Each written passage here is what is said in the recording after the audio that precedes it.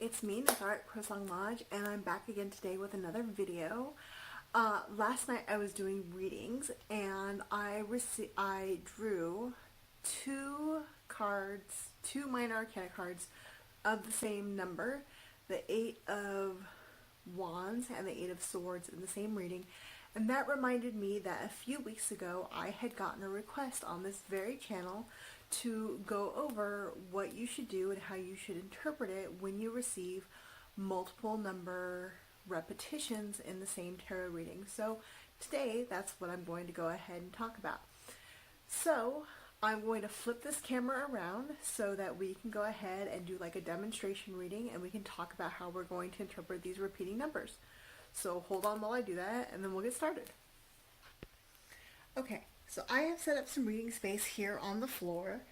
I don't usually do readings on the floor. I do them on my desk, but I don't have any desk space, and I actually don't set out cards in a way that's very easy for other people to read them along with me. So we're doing this on the floor, and as a result we have Nora here to help me out.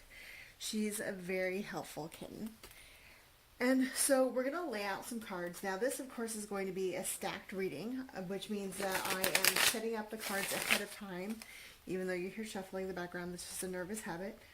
I'm actually going to select the cards ahead of time so that we can actually see what multiple repeating numbers might look like in a reading. So first of all, I'm going to pull out the same cards that I got in the reading that I was doing last night, so you can see exactly what I was dealing with here. And so we have the Eight of Swords. Here we go. I think you can see that. And we had the Eight of Wands as well. And I'm just using the regular Rider-Waite Smith deck here. Oops, that's the Nine of Wands. Nora's being very helpful, as you can see. She's a very, very helpful kitten. And I probably could have dug these out before I started recording, but I did not, because that's not how I do things. There we go.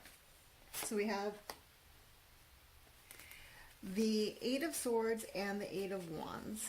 And this is not uncommon to see happening in a reading. I don't remember what the other card, well, I'll put the picture up here for you guys so you can see it.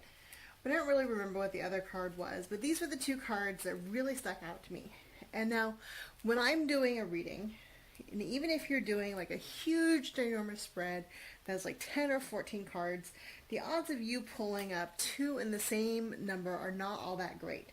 But when I'm doing a reading, I'm usually only doing 3 to 5 cards, so the odds are even slimmer. So when I see this repeating numbers happen, it's pretty uncommon, and it's a very significant part of the reading. Those of you who have watched my other tarot videos know that I use a lot of numerology in my readings, and the Rider-Waite Smith tarot deck is the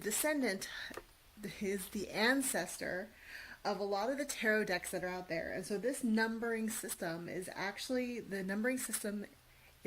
really based on numerology, and is actually pretty essential to how we interpret modern tarot decks.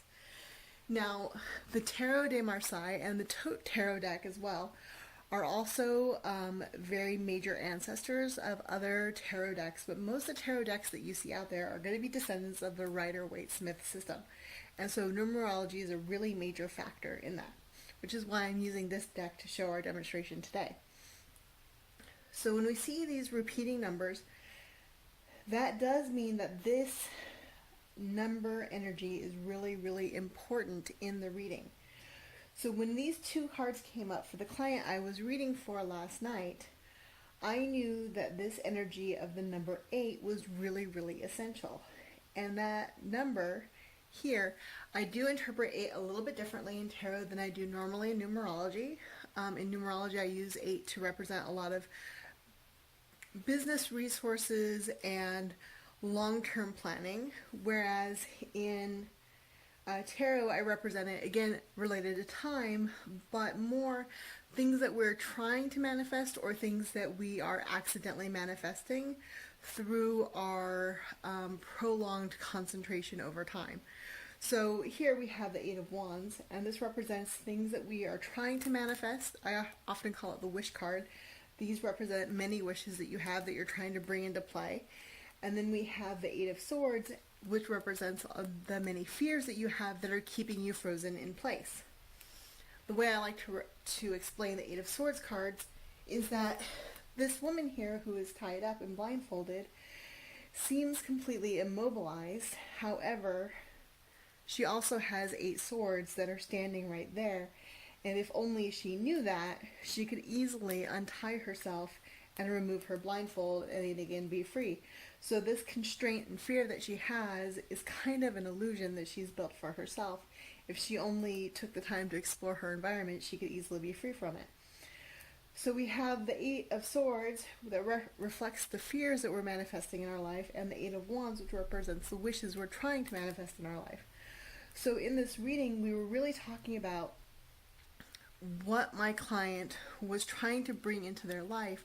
And in this very particular reading, we were talking, my client was very frozen in what they were doing, and they were trying to make a decision between 2 options that they saw, and they were feeling stuck and unable to make that decision. So having the 2 eights show up really showed me that they were looking at the long-term consequences, and they were really seeing it as a binary choice and feeling like they couldn't move forward because they were constrained by these ideas that they were either going to be seeing their future as an ultimate horror show, or they were seeing it as they were going to get everything they wished, and looking down the line at those long-term goals was what was really freezing them in place and preventing them from making a decision. So absolutely, seeing these repetitive numbers show up in readings is really, really significant and can tell you what the overall theme and context is. So if we change this up and bring out another sample reading, so a combination that I see often that comes up, I went ahead and paused the video so I could get the cards out for you. A combination that I see often that comes up are the 5s. And this is a huge one for me, and usually it'll carry the Hierophant with it as well. So I'll get 2 minor arcana 5s, like the 5 of Cups and the 5 of Swords, and the Hierophant will also show up in the same reading. And that's a lot of 5 energy. And the 5s is kind of funny to show up as often as it does because numerologically speaking, 5 is an energy that most people are very opposed to. 5 is all about change, independence, freedom, and on the negative side of things, chaos and a lack of order, disarray, and change. And so because of that negative side of thing, because freedom can also be tied to disorder, change can be tied to chaos, people are very, very uncomfortable with this energy. We like our order, we like stability, we like reliability, we like dependability, we like to know what's coming down the line for us. And so we don't like 5 energy. And so it's very ironic to see the Hierophant here at the number 5, right? So a lot of times you'll find that tarot readers, especially younger tarot readers, will see, especially now in the modern era, the Hierophant is a very negative character. Because this is our keeper of traditions. They're the person who tries to maintain that control, maintain that sense of order, keep us in accordance with the order that's been established. They try to maintain the status quo and keep society the way it is. We do the things we do because it's the way it's always been. That's the lesson that the Hierophant often carries. And so a lot of people have a lot of opposition to the Hierophant, and to see that character especially come up with the other 5s who carry that same energy of change and conflict and freedom and evolution really tells me that a client is struggling with this feeling of, do I stay the same? Do I do what other people expect me to do? Do I do what's expected of me? Do I follow traditions? Or do I evolve? Do I change? Do I go against the grain? Do I do something unexpected? Is a really large conflict a lot of us face, pretty often, and that's why this combination comes up, because it really reflects that conflict that people have.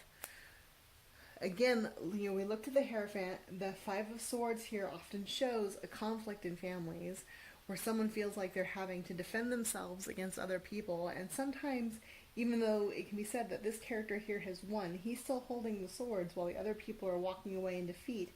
He doesn't look happy. This is not a victory card. It's not the Six of Wands, where the person is riding a parade. Even though this person can be said to have won, he does not look victorious. He's not happy about it. And then this person here, we're often reminded, yes, 3 of the cups have spilled over, but there are 2 that remain, and he fails to see what he still has. But this is a card of mourning, that there are losses that have happened and changes that need to be made. It's okay to mourn those losses, but we still have to move on. And so acknowledging that emotional content and the change that needs to happen is still really important. In the background of both of these cards, we have the water. It shows that our emotional content and change is still essential in both of these situations.